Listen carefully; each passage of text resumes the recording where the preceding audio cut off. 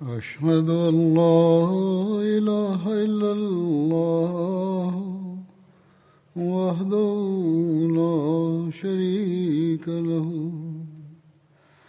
وأشهد أن محمدا عبده ورسوله أما بعد فأعوذ بالله من الشيطان الرجيم بسم الله الرحمن الرحيم الحمد لله رب العالمين الرحمن الرحيم مالك يوم الدين إياك نعبد وإياك نستعين اهدنا الصراط المستقيم صراط الذين أنعمت عليهم غير المغضوب عليهم ولا الضالين. ഇന്ന് ഞാൻ ഹദ്രത്ത് Umar bin Khattab റളിയല്ലാഹുവിനെ കുറിച്ചായിരിക്കും പരാമർശിക്കുന്നത്. ഹദ്രത്ത് ഉമർ ബനു അദി ബിൻ കാബ് ബിൻ ലോവി ഗോത്രക്കാരനായിരുന്നു. അദ്ദേഹത്തിന്റെ പിതാവ് ഖത്താബ് ബിൻ നുഫേൽ ആയിരുന്നു. ഒരു നിവേദന പ്രകാരം അദ്ദേഹത്തിന്റെ മാതാവിന്റെ പേര് ഹൻതുമ ബിൻത് ഹാഷിം എന്നായിരുന്നു. അപ്രകാരം അവർ അബൂജഹലിന്റെ പിതൃവ്യ പുത്രിയായിരുന്നു. മറ്റൊരു നിവേദന പ്രകാരം മാതാവിന്റെ പേര് ഹൻതുമ ബിൻത് ഹിഷാം എന്നായിരുന്നു. അപ്രകാരം അവർ അബൂജഹലിന്റെ സഹോദരി ആയിരുന്നു. എന്നാൽ ആ സഹോദരിയാണെന്ന നിവേദനം കൂടുതൽ ആധികാരികമല്ല, വിശ്വസനീയമല്ല. ഹദ്രത്ത് ഉമർ പറയുന്നു, അബൂജഹലിന്റെ സഹോദരിയാണെന്ന് എന്റെ മാതാവിനെ പറയുന്നവർക്ക് പിശക് പറ്റിയിരിക്കുന്നു. അങ്ങനെ വന്നാൽ ഹാരിസിന്റെയും അബൂജഹലിന്റെയും സഹോദരിയാണ് എന്ന് വരും. യഥാർത്ഥത്തിൽ അങ്ങനെയല്ല. ഇവർ രണ്ടുപേരുടെയും പിതൃവ്യ സഹോദരിയായിരുന്നു. അവരുടെ പിതാവിന്റെ പേര് ഹാഷിം എന്നായിരുന്നു. ഹദ്രത്ത് ഉമറിന്റെ ജനന വർഷത്തെക്കുറിച്ച് വ്യത്യസ്ത നിവേദനങ്ങൾ വന്നിട്ടുണ്ട്. അങ്ങനെയാകുമ്പോൾ ഹദ്രത്ത് ഉമറിന്റെ ജനന വർഷം തന്നെ വ്യത്യസ്തമായി മനസ്സിലാക്കാൻ സാധിക്കുന്നതാണ്. ഒരു നിവേദന പ്രകാരം ഹദ്രത്ത് ഉമർ വലിയ ഫുജാർ യുദ്ധത്തിന് 4 വർഷം മുമ്പായിരുന്നു ജനിച്ചത്. എന്നാൽ മറ്റൊരിടത്ത് എഴുതിയിരിക്കുന്നത് വലിയ ഫുജാർ യുദ്ധത്തിന് 4 വർഷം ശേഷമാണ് അദ്ദേഹം ജനിച്ചത് എന്നാണ്. ഫുജാർ യുദ്ധം എന്ന് അതിന്റെ പേര് വന്നതിന്റെ കാരണം ആ യുദ്ധം ഹുർമത്ത് മാസങ്ങളിൽ, അതായത് യുദ്ധം നിഷിദ്ധമായ മാസങ്ങളിൽ നടന്നതിനാലാണ്. അത് വലിയ അധർമ്മവും അനീതിയും ആയിരുന്നു. ഈ യുദ്ധം 4 ഘട്ടങ്ങളിലായിരുന്നു നടന്നിരുന്നത്. 4ാമത്തെ യുദ്ധമായിരുന്നു അൽ ഫുജാർ അൽ ഔലം, വലിയ ഫുജാർ യുദ്ധം. ഇതേ കൂടാതെ അൽ ഫുജാർ അൽ ആദമുൽ ആഖിർ, അവസാന വലിയ ഫുജാർ യുദ്ധം എന്നും ഇത് പറയപ്പെടുന്നുണ്ട്. ഖുറൈഷ്, ബനു കിനാന, ഹവാസിൻ എന്നിവർക്കിടയിലായിരുന്നു ഈ യുദ്ധം നടന്നിരുന്നത്.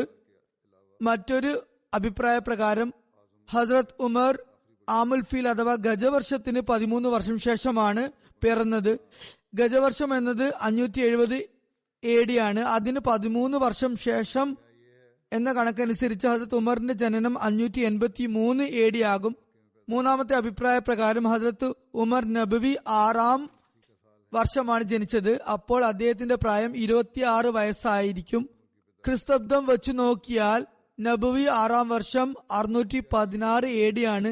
ആ സമയത്ത് ഹദ്രത്ത് ഉമറിന്റെ പ്രായം 26 വയസ്സായിരുന്നെങ്കിൽ അദ്ദേഹത്തിന്റെ ജനന വർഷം 590 AD ആകുന്നതാണ്. 4ാമത്തെ അഭിപ്രായം ഇപ്രകാരമാണ്. നബി കരീം സല്ലല്ലാഹു അലൈഹി വസല്ലമന് 21 വയസ്സുള്ളപ്പോഴാണ് ഹദ്രത്ത് ഉമർ റളിയല്ലാഹു അൻഹു ജനിച്ചത്. എന്തായാലും ഇങ്ങനെ വ്യത്യസ്ത അഭിപ്രായങ്ങൾ നിലവിലുണ്ട്. ഏകദേശം 21നും 26നും വയസ്സിനിടക്കായിരിക്കും അദ്ദേഹം ഇസ്ലാം മതം സ്വീകരിച്ചിട്ടുണ്ടായിരിക്കുക എന്ന നിഗമനത്തിലെത്താം. ഹസ്രത്ത് ഉമറിന്റെ വിളിപ്പേര് അബു ഹഫ്സ് എന്നായിരുന്നു. ഹസ്രത്ത് ഇബ്നു അബ്ബാസ് വിവരിക്കുന്നു, നബി സല്ലല്ലാഹു അലൈഹി വസല്ലം ബദർ യുദ്ധ ദിവസം സഹാബാക്കളോട് ഇപ്രകാരം പറയുകയുണ്ടായി: ബനു ഹാഷിമുകാരും മറ്റു ചിലരും ഖുറൈശികളോടൊപ്പം നിർബന്ധിതാവസ്ഥയിൽ വന്നിരിക്കുന്നു എന്ന് എനിക്ക് അറിയാനിടയായി. അവർ ഞങ്ങളോട് സത്യത്തിൽ യുദ്ധം ചെയ്യാൻ ആഗ്രഹിക്കുന്നില്ല. ആയതിനാൽ നിങ്ങളിൽ ആരെങ്കിലും ബനു ഹാഷിമിൽപ്പെട്ട ആരെങ്കിലും കാണുകയാണെങ്കിൽ അവരെ വധിക്കരുത്. അബുൽ ബഖ്തരിയെ കണ്ടാലും ആരും വധിക്കരുത്. റസൂലുള്ളാഹി സ്വല്ലല്ലാഹു അലൈഹി വസല്ലമയുടെ പിതൃവ്യനായ അബ്ബാസ് ബിൻ അബ്ദുൽ മുത്തലിബിനെ കുറിച്ചും പറഞ്ഞു, അദ്ദേഹത്തെ കണ്ടാലും നിങ്ങൾ ആരും വധിക്കരുത്. എന്തെന്നാൽ ഇക്കൂട്ടർ നിർബന്ധിതരായി ഖുറൈശികളോടൊപ്പം വന്നതാണ്. ഹസ്രത്ത് ഇബ്നു അബ്ബാസ് നിവേദനം ചെയ്യുന്നു, ഹസ്രത്ത് അബു ഹുദൈഫ ബിൻ ഉത്ബ ഇപ്രകാരം പറഞ്ഞു, ഞങ്ങൾ സ്വന്തം പിതാക്കളെയും ആൺമക്കളെയും സഹോദരന്മാരെയും കുടുംബക്കാരെയും വധിക്കുകയും അബ്ബാസിനെ വെറുതെ വിടുകയും ചെയ്യുമോ? അള്ളാഹു ആണ്, അബ്ബാസിനെ കിട്ടിയാൽ ഞാൻ എന്തായാലും അവനെ എന്റെ വാളാൽ വധിക്കുന്നതാണ്. നിവേദകൻ പറയുന്നു, ഈ വാർത്ത റസൂലുള്ളാഹി സ്വല്ലല്ലാഹു അലൈഹി വസല്ലമിന്റെ പക്കലെത്തി. അപ്പോൾ റസൂലുള്ളാഹി സ്വല്ലല്ലാഹു അലൈഹി വസല്ലം ഹദ്രത്ത് ഉമർ റളിയല്ലാഹു അൻഹുവിനോട് ഇപ്രകാരം പറഞ്ഞു, അല്ലയോ അബു ഹഫ്സ്. ഹദ്രത്ത് ഉമർ റളിയല്ലാഹു അൻഹു പറയുന്നു, അള്ളാഹു ആണ്, എന്നെ തിരുനബി സല്ലല്ലാഹു അലൈഹി വസല്ലം അബു ഹഫ്സ് എന്ന വിളിപ്പേരിനാൽ അഭിസംബോധന ചെയ്ത ആദ്യ ദിവസമായിരുന്നു അത്. തിരുനബി സല്ലല്ലാഹു അലൈഹി വസല്ലം ചോദിച്ചു, റസൂലുള്ളാഹി സ്വല്ലല്ലാഹു അലൈഹി വസല്ലമയുടെ പിതൃവ്യന്റെ മുഖത്ത് വാളുകൊണ്ട് പ്രഹരിക്കുമെന്നോ? ഹദ്രത്ത് ഉമർ പറഞ്ഞു, അല്ലയോ റസൂലല്ലാഹ്, ഇങ്ങനെ പറഞ്ഞവന്റെ ഗളച്ഛേദം നടത്താൻ എനിക്ക് അനുമതിയേകിയാലും. അള്ളാഹു ആണ്, അവൻ അതായത് അബു ഹുദൈഫ മുനാഫിക്കത്ത് അഥവാ കാപട്യം കാണിച്ചിരിക്കുന്നു.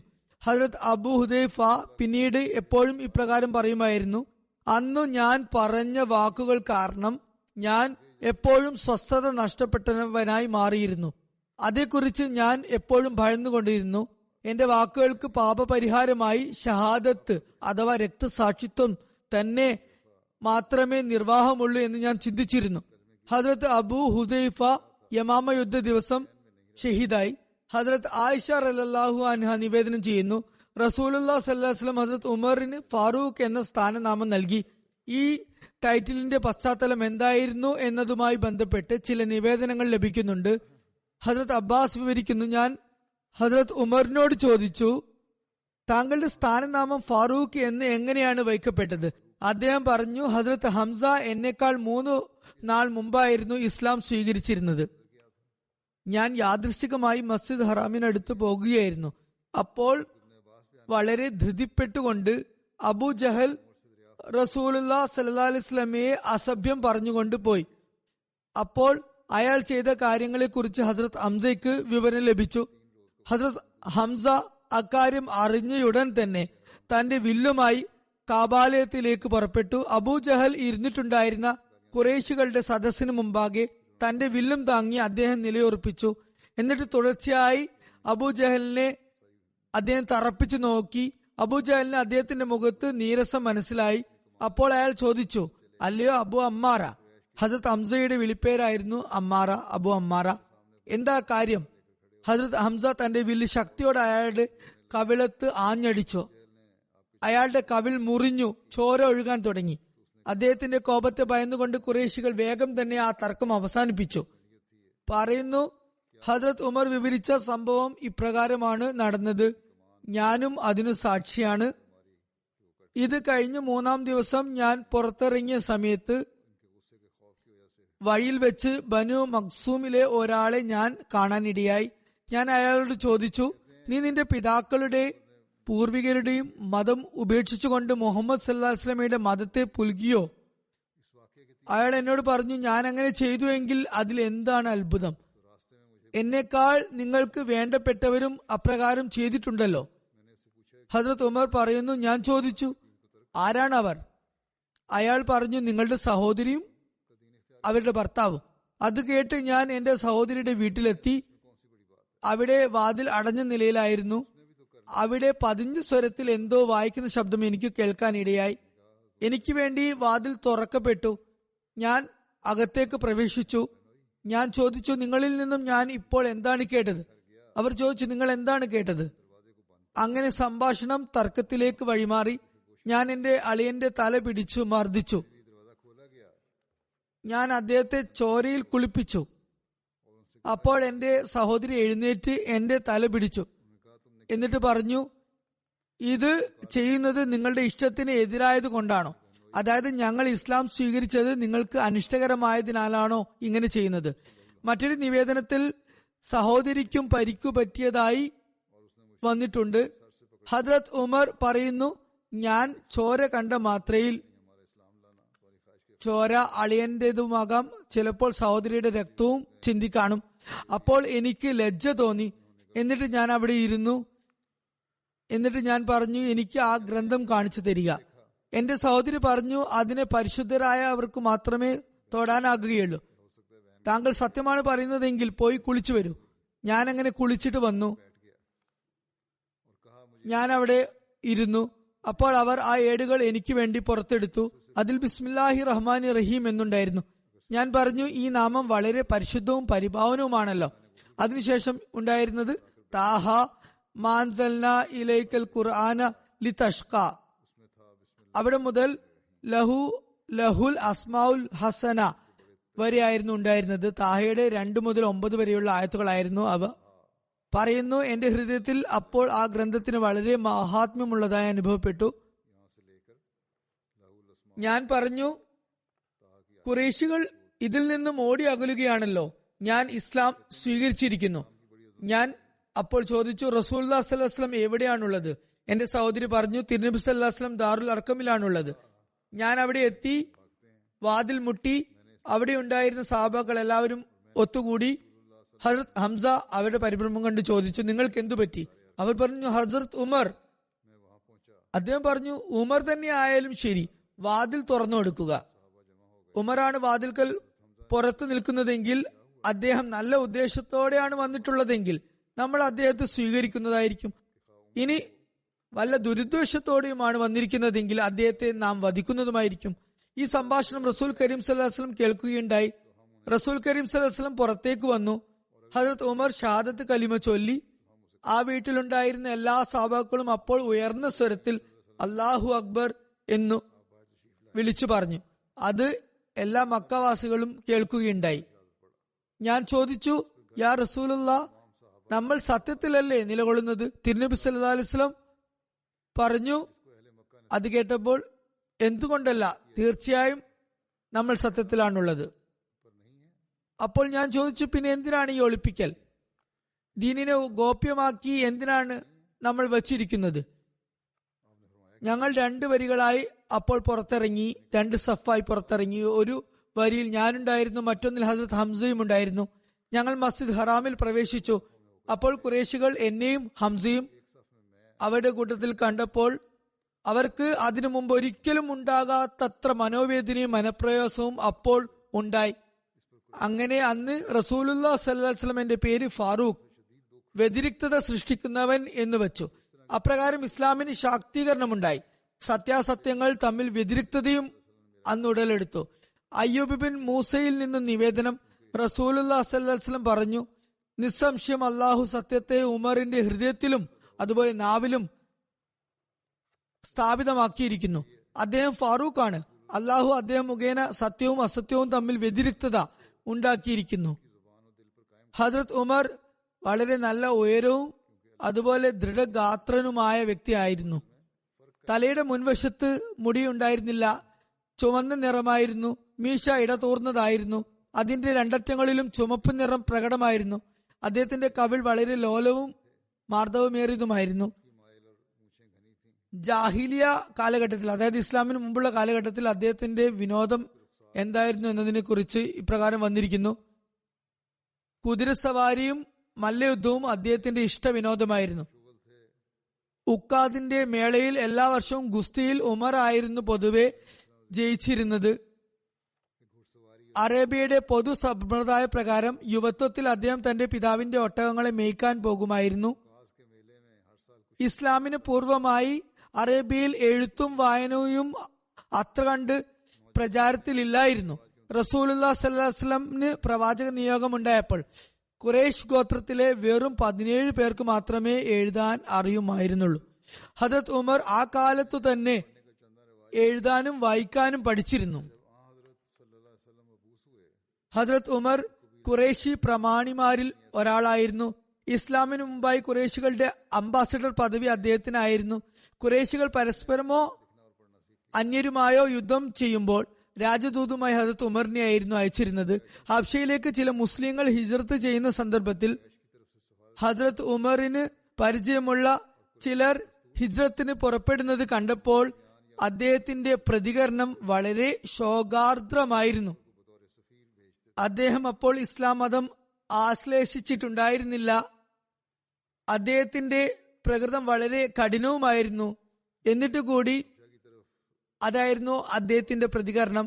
ഇതേക്കുറിച്ച് ഹസ്രത്ത് ഉമ്മ അബ്ദുള്ള ബിൻത്ത് ഹഷ്മ നിവേദനം ചെയ്യുന്നു, അള്ളാഹു ആണ്, ഞങ്ങൾ ഹബ്ഷയുടെ മണ്ണിലേക്ക് പുറപ്പെടാൻ ഒരുങ്ങുമ്പോൾ എന്റെ ഭർത്താവ് ആമിർ ബിൻ റബിയ എന്തോ കാര്യത്തിനായി പുറത്തു പോയതായിരുന്നു. ആ സന്ദർഭത്തിൽ ഉമർ ബിൻ ഖത്താബ് വന്ന് എന്റെ ചാരത്ത് നിന്നു. അദ്ദേഹം അപ്പോഴും ഷിർക്കിൽ തന്നെ തുടരുകയായിരുന്നു. ഞങ്ങൾക്ക് അദ്ദേഹത്തിൽ നിന്നും പല വിധത്തിലുമുള്ള കഷ്ടതകളും അരിഷ്ടതകളും സഹിക്കേണ്ടതായി വന്നിരുന്നു. അവർ നിവേദനം ചെയ്യുന്നു, അദ്ദേഹം എന്നോട് ഇപ്രകാരം ചോദിച്ചു, അല്ലയോ ഉമ്മ അബ്ദുള്ള, എവിടേക്കോ പോകാനുള്ള പുറപ്പാടാണെന്ന് തോന്നുന്നു.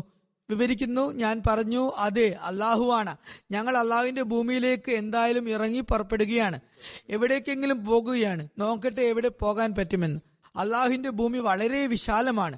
നിങ്ങളാണെങ്കിൽ ഞങ്ങളെ ഒരുപാട് കഷ്ടപ്പെടുത്തിയിരിക്കുന്നു, ഞങ്ങൾക്ക് മേൽ വളരെയധികം അക്രമം പ്രവർത്തിച്ചിരിക്കുന്നു. ഇപ്പോൾ അള്ളാഹു ഞങ്ങൾക്ക് രക്ഷപ്പെടാനുള്ള മാർഗം ഒരുക്കിയിരിക്കുന്നു. ഉമ്മ അബ്ദുള്ള വിവരിക്കുകയാണ്, പറയുന്നു, അപ്പോൾ ഹസരത്ത് ഉമർ പറഞ്ഞു, അള്ളാഹു നിങ്ങളോടൊപ്പം ഉണ്ടാകട്ടെ. ഉമ്മ അബ്ദുള്ള പറയുന്നു, അപ്പോൾ അദ്ദേഹം ഗദ്ഗദ ഖണ്ഡനായിരുന്നു. അങ്ങനെ അദ്ദേഹത്തെ ഞാൻ മുമ്പൊരിക്കലും കണ്ടിരുന്നില്ല. അതും പറഞ്ഞ് അദ്ദേഹം അവിടെ നിന്നും പോയി. അദ്ദേഹത്തെ ഞങ്ങളുടെ പുറപ്പാട് വിഷമത്തിലാക്കി എന്ന് ഞാൻ കരുതി. ഉമ്മ അബ്ദുള്ള പറയുന്നു, ആമിർ ബിൻ റബിയ പണി പൂർത്തിയാക്കിയ ശേഷം തിരികെ വന്നപ്പോൾ ഞാൻ അദ്ദേഹത്തോട് പറഞ്ഞു, അല്ലയോ അബു അബ്ദുള്ള, നിങ്ങൾ ഇപ്പോൾ ഹദരത്ത് ഉമറിന്റെ അവസ്ഥയെ കണ്ടിരുന്നെങ്കിൽ, അതുപോലെ നമുക്കായി അദ്ദേഹത്തിന്റെ ശോകാർദ്രത കണ്ടിരുന്നെങ്കിൽ എത്ര നന്നായേനെ. ആമിർ ബിൻ റബിയ പറഞ്ഞു, അദ്ദേഹം ഇസ്ലാം സ്വീകരിക്കുമെന്നു നിങ്ങൾ പ്രതീക്ഷിക്കുന്നോ? ഇതും കണ്ട് നിങ്ങൾ പ്രഭാവിതയായോ? അദ്ദേഹം ഇസ്ലാം സ്വീകരിക്കുമെന്ന് നിങ്ങൾ കരുതുന്നുവോ? ഞാൻ പറഞ്ഞു, തീർച്ചയായും ഞാൻ കരുതുന്നു. അപ്പോൾ ആമിർ ബിൻ റബിയ പറഞ്ഞു, അദ്ദേഹം ഒരിക്കലും തന്നെ ഇസ്ലാം സ്വീകരിക്കുകയില്ല. നിങ്ങൾ കണ്ട വ്യക്തി ഒരിക്കലും ഇസ്ലാം സ്വീകരിക്കുകയില്ല.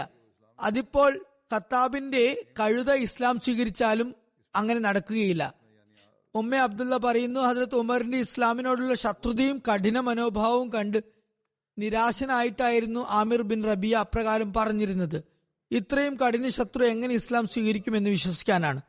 ഈ സംഭവത്തെക്കുറിച്ച് ഹദ്രത്ത് മുസ്ലിം മൗദ് റളിയല്ലാഹു അൻഹു തന്റേതായ ശൈലിയിൽ പരാമർശിച്ചിട്ടുണ്ട്. അദ്ദേഹം പറയുന്നു, ഹദ്രത്ത് ഉമറിന് ഇസ്ലാമിനോട് കൊടിയ ശത്രുതയായിരുന്നു ഉണ്ടായിരുന്നത്. എന്നാൽ അദ്ദേഹത്തിനുള്ളിൽ ആത്മീയമായ യോഗ്യതയും വളരെയധികം ഉണ്ടായിരുന്നു. അതായത് അത്യധികം കോപതാപങ്ങൾ ഉണ്ടായിരുന്ന വ്യക്തിയായിട്ടും റസൂലുള്ളാഹി സ്വല്ലല്ലാഹു അലൈഹി വസല്ലമയുടെ സഹാബക്കൾക്ക് അദ്ദേഹം പ്രയാസങ്ങൾ ഉണ്ടാക്കിയിരുന്നിട്ടും അദ്ദേഹത്തിനുള്ളിൽ ആർദ്ര വികാരം ഉണ്ടായിരുന്നു. ഹബ്ഷയിലേക്കുള്ള ഹിജ്റത്തിനായി മുസ്ലിങ്ങൾ സുബഹി നമസ്കാരത്തിന് വളരെ മുമ്പായി തന്നെ മക്കയിൽ നിന്നും പുറപ്പെടാനുള്ള തയ്യാറെടുപ്പ് നടത്തി. മുശ്രിക്കീങ്ങൾ അവരെ തടയാതിരിക്കാനും അതുപോലെ അവർക്ക് ബുദ്ധിമുട്ട് ഉണ്ടാക്കാതിരിക്കാനും വേണ്ടിയായിരുന്നു അങ്ങനെ അവർ ചെയ്തിരുന്നത്. മക്കയിൽ ഒരു പതിവുണ്ടായിരുന്നു. നഗരത്തിലെ ചില പ്രമാണികൾ രാത്രികാലങ്ങളിൽ നഗരം മുഴുവൻ റോന്തു ചുറ്റുമായിരുന്നു. മോഷണങ്ങളും മറ്റും തടയുന്നതിനായിരുന്നു അവർ അത് ചെയ്തിരുന്നത്.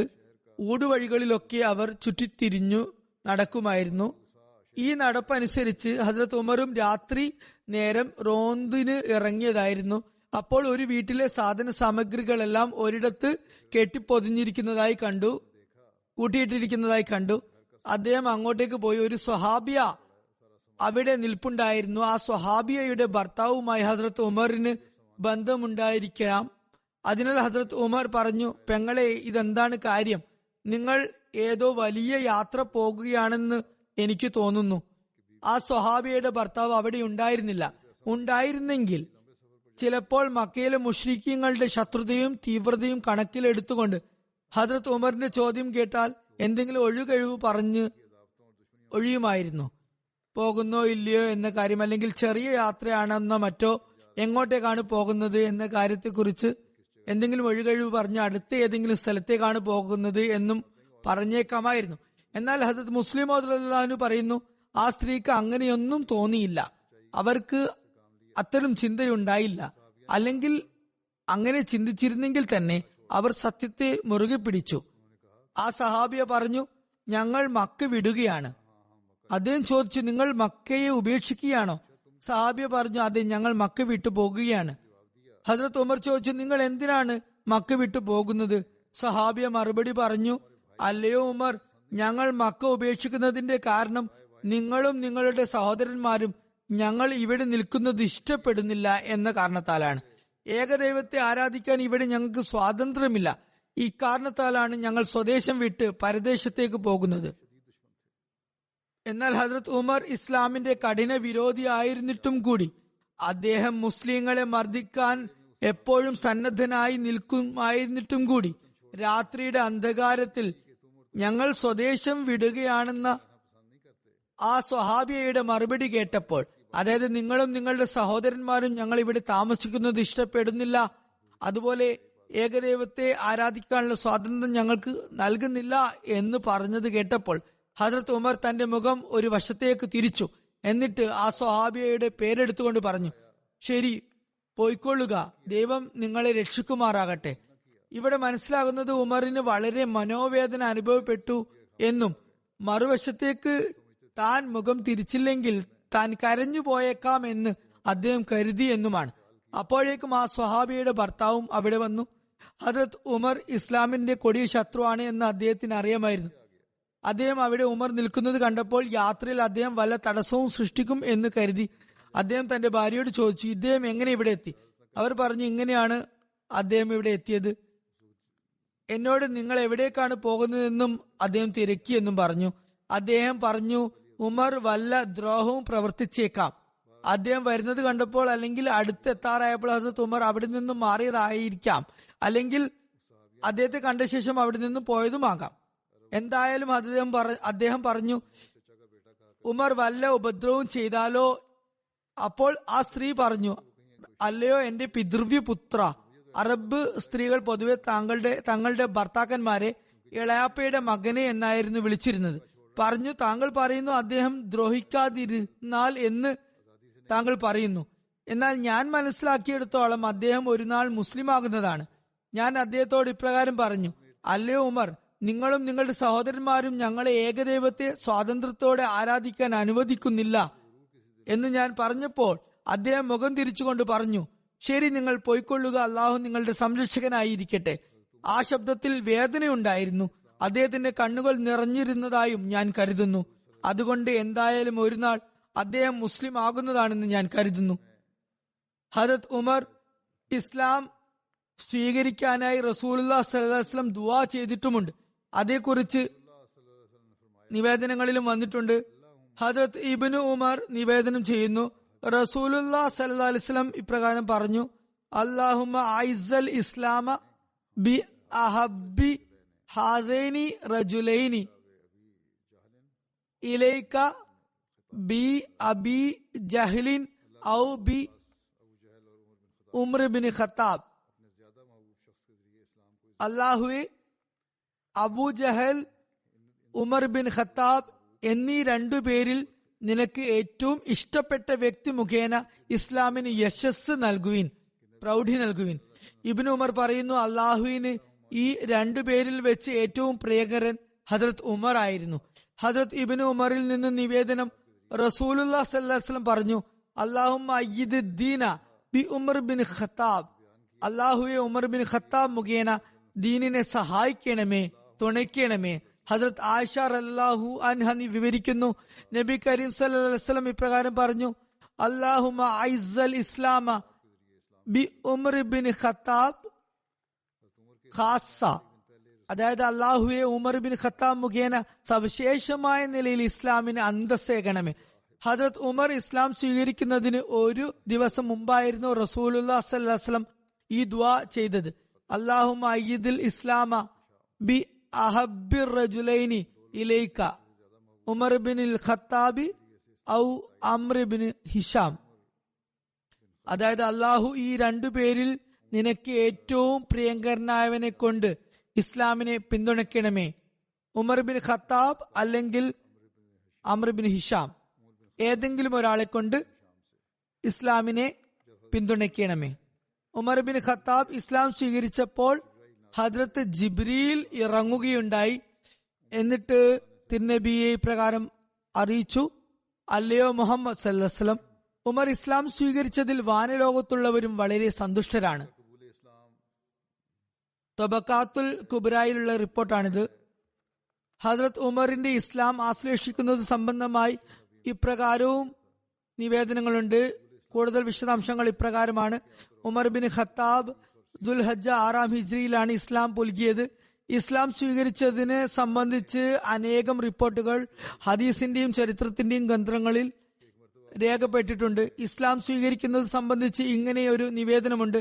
സീറത്തുൽ ഹലബിയയിൽ ഒരു നിവേദനം വന്നിരിക്കുന്നു: ഒരിക്കൽ അബൂ ജഹൽ ജനങ്ങളോട് ഇപ്രകാരം പറഞ്ഞു: അല്ലയോ ഖുറൈശ് സമൂഹമേ, മുഹമ്മദ് സല്ലല്ലാഹു അലൈഹി വസല്ലം നിങ്ങളുടെ ആരാധ്യരെ കുറിച്ച് വളരെ മോശം പറയുന്നു. നിങ്ങളെ അദ്ദേഹം ബുദ്ധിശൂന്യനാണെന്ന് പ്രഖ്യാപിക്കുന്നു. നിങ്ങളുടെ പൂർവികരെ കുറിച്ച് അവർ നരകാഗ്നിയുടെ ഇന്ധനമായി മാറിയിരിക്കുന്നു എന്നും പറയുന്നു. അതുകൊണ്ട് ഞാൻ പറയുന്നു, വിളംബരപ്പെടുത്തുന്നു, ആരാണോ മുഹമ്മദ് സല്ലല്ലാഹു അലൈഹി വസല്ലമിനെ വധിക്കുക, എന്റെ ഭാഗത്തു നിന്നും 100 ചെമപ്പും കറുപ്പും നിറമുള്ള ഒട്ടകങ്ങളും 1000 ഔക്കിയ വെള്ളിയുടെയും പാരിതോഷികം അവന് ലഭിക്കുന്നതാണ്. ഒരു ഔക്കിയ എന്നത് 40 ദിർഹമാണ്. അതായത് ഏകദേശം 126 ഗ്രാം വരും. ചിലരുടെ കണക്കിൽ അതിലും കൂടുതൽ ആകും. എന്തായാലും അത്രയും ഭീമമായ സംഖ്യ അയാൾ പാരിതോഷികമായി നിശ്ചയിച്ചു. ഒരു ഔക്കിയ എന്നത് 126 ഗ്രാം ആണ്. ഇതാണ് പാരിതോഷികമായി നിശ്ചയിച്ചത്. ഇത് വളരെ വലിയ സംഖ്യയാണ്. മറ്റൊരു നിവേദനം ഇപ്രകാരം വന്നിരിക്കുന്നു: ആരാണോ മുഹമ്മദ് സല്ലല്ലാഹു അലൈഹി വസല്ലമിനെ വധിക്കുന്നത് അയാൾക്ക് ഇത്ര ഓക്കിയ സ്വർണവും ഇത്ര ഓക്കിയ വെള്ളിയും ഇത്ര കസ്തൂരിയും ഇത്ര വിലപിടിച്ച വസ്ത്രങ്ങളും നൽകാമെന്ന് വിളംബരപ്പെടുത്തി. ഇത് കേട്ടപ്പോൾ ഹദ്രത്ത് ഉമർ പറഞ്ഞു: ഞാൻ ഈ പാരിതോഷികങ്ങൾക്ക് യോഗ്യനായിത്തീരുന്നതാണ്. അപ്പോൾ ആളുകൾ പറഞ്ഞു: നിസ്സംശയം നിങ്ങൾക്ക് ആ പാരിതോഷികം ലഭിക്കുന്നതായിരിക്കും, അതിന് താങ്കൾ അർഹനായിരിക്കും. അതിനുശേഷം അദ്ദേഹം അവരുമായി വിശദമായി ഒരു ഉടമ്പടി തയ്യാറാക്കി. ഹദ്രത്ത് ഉമർ പറയുന്നു: അനന്തരം ഞാൻ ഊരിപ്പിടിച്ച വാൾ എന്റെ ചുമലിൽ തൂക്കിക്കൊണ്ട് റസൂലുള്ളാഹി സ്വല്ലല്ലാഹു അലൈഹി വസല്ലമയെ അന്വേഷിച്ചുകൊണ്ട് പുറപ്പെട്ടു. യാത്രാമധ്യേ ഒരിടത്ത് ഒരു പശുക്കിടാവിനെ അറുക്കുന്നതായി ഞാൻ കണ്ടു. ഞാൻ ആ പൈക്കിടാവിന്റെ വയറ്റിൽ നിന്നും ഒരു ശബ്ദം കേട്ടു: അല്ലയോ സരീഖിന്റെ ആൾക്കാരെ. സരീഖ് എന്നത് ആ കിടാവിന്റെ പേരായിരുന്നു. ഒരു വിളിയാൾ ഇപ്രകാരം വിളിച്ചു പറയുന്നുണ്ടായിരുന്നു, ഇപ്രകാരം സാക്ഷ്യം വഹിക്കുന്നുണ്ടായിരുന്നു: അള്ളാഹുവിനെ കൂടാതെ വേറെ ഒരു ആരാധ്യനുമില്ല. മുഹമ്മദ് സല്ലല്ലാഹു അലൈഹി വസല്ലം അള്ളാഹുവിന്റെ ദൂതനാകുന്നു. അപ്പോൾ ഞാൻ ആത്മകഥം പറഞ്ഞു: ഇത് എന്നെ ഉദ്ദേശിച്ചുകൊണ്ട് പറഞ്ഞതാണ്. ഈ നിവേദനം ശരിയാണെങ്കിൽ ഇത് സീറത്തുൽ ഹൽബിയയിലേതാണ്. ഇതൊരു കശ്ഫിന്റെ ജാഗ്രതാ ദർശനത്തിന്റെ കാഴ്ചയായിരുന്നു എന്ന് മനസ്സിലാകുന്നു. അദ്ദേഹത്തിന് അവിടെ വെച്ച് അപ്രകാരം കാണിക്കപ്പെട്ടതായിരിക്കും, അല്ലെങ്കിൽ ഏതെങ്കിലും ഭാഗത്തു നിന്നും ഒരു അശരീരി വന്നതുമായിരിക്കാം. മൂന്നാമത്തെ നിവേദനം ഇപ്രകാരം ലഭിക്കുന്നു: ഇസ്ലാം സ്വീകരിച്ചതിനെ സംബന്ധിച്ചുള്ള ഒരു നിവേദനം ഇപ്രകാരം വന്നിട്ടുണ്ട്. ഹദ്രത്ത് ഉമർ നിവേദനം ചെയ്യുന്നു: ഞാൻ ഒരിക്കൽ തവാഫ് അഥവാ പ്രദക്ഷിണം ചെയ്യാനായി ഹറമിലേക്ക് പോയി. ആ സമയത്ത് അവിടെ റസൂലുള്ളാഹി സ്വല്ലല്ലാഹു അലൈഹി വസല്ലം നിന്നുകൊണ്ട് നമസ്കാരം അനുഷ്ഠിക്കുകയായിരുന്നു. തിരുനബി സല്ലല്ലാഹു അലൈഹി വസല്ലം നമസ്കരിക്കുമ്പോൾ സിറിയയുടെ ഭാഗത്തേക്ക് മുഖം തിരിച്ചായിരുന്നു നിന്നിരുന്നത്, അതായത് ബൈത്തുൽ മുഖദ്ദസിന്റെ കല്ലിന്റെ ഭാഗത്തേക്ക്. അങ്ങനെ തിരുനബി സല്ലല്ലാഹു അലൈഹി വസല്ലം തന്റെയും ബൈത്തുൽ മുഖദ്ദസിന്റെയും ഇടയിൽ കാബ വരുന്ന വിധത്തിലായിരുന്നു നിന്നിരുന്നത്. അതുപോലെ തിരുനബി സല്ലല്ലാഹു അലൈഹി വസല്ലം നമസ്കാരത്തിനായി ഹജ്ർ അസ്വദിന്റെയും റുക്നി യമാനിയുടെയും മധ്യത്തിലായിരുന്നു നിന്നിരുന്നത്.